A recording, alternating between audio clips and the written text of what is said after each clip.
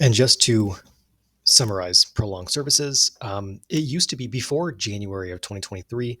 It used to be 99356 and 99357, but those have since been deleted. Now it's just this 99418 with the ability to stack the 99418 for every 15 minutes on top of the full 50 minutes for, let's say, a 99233 that you spend with the patient. Um, do not report a 99418 if you spend less than 15 minutes. So if you can only bill every subsequent 99418 once you complete the full 15 minutes, then you can bill it. And if you're doing stuff that's separately reported from the main E&M service, it doesn't count. These 15 minutes have to be aligned because it is a modifier on top of the 99233. And I'm not sure if I'm using the term modifier correctly, but it is the same provider who billed the original code, the 99233, is going to be the same provider who builds the prolonged services. And it needs to all be related to the patient care that day. So let's just do some examples just so there's no confusion. We will just talk about an initial hospital care observation hospitalization, which is an H&P admission note and a level 3 admission bill, which is a 99223.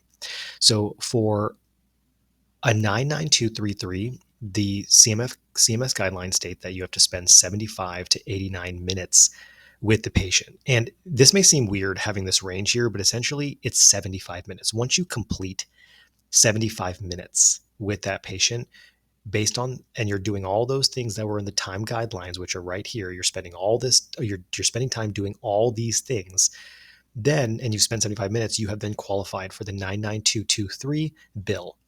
But if you then spend an extra 15 minutes with the patient, so in this particular example, you'll see that 75 minutes to 89 minutes is exactly 14 minutes.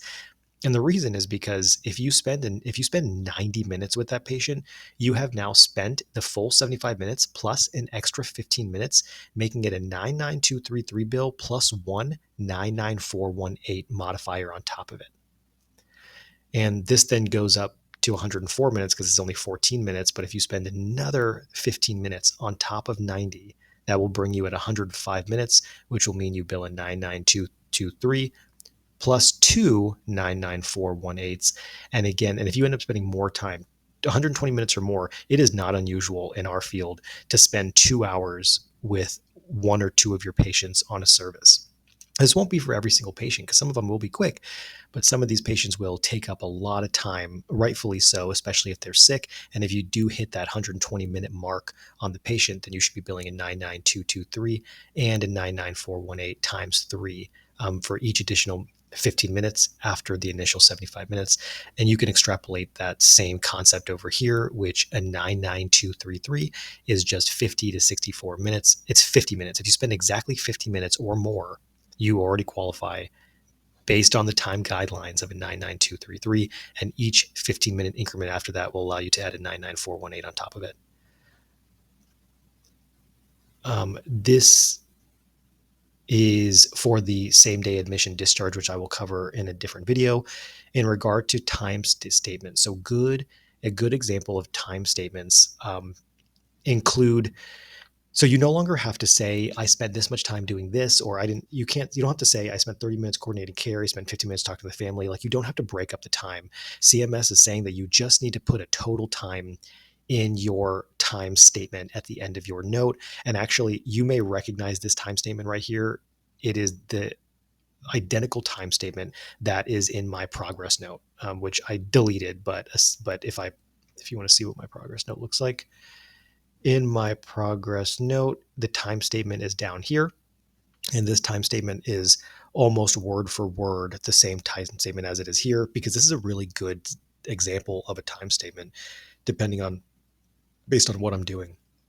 Here's some time statements that are not perfect. And I'm showing you this just to show you what you don't need in the time statement. So this person provided 125 minutes of direct patient care and then said prolonged time of 50 minutes was required to obtain additional history, review findings. This can be, like, you don't want to say I spent 75 minutes with providing direct patient care, reviewing documents, looking at labs.